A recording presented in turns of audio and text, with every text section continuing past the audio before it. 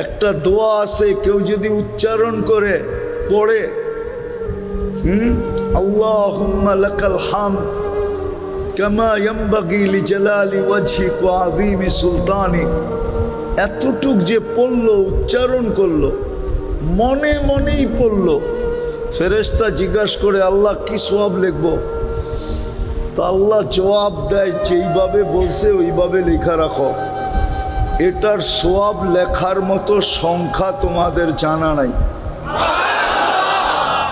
ফেরেশতাই সংখ্যা জানে না, আল্লাহ জানান নাই। বলছে যেমন বলছে তেমন লেখা রাখো, সংখ্যা আমি আল্লাহ নিজে বসায় নিব, তোমাদের কাছে এত সংখ্যা নাই। ট্রিলিয়ন বললেও নাই, মিলিয়ন বললেও নাই,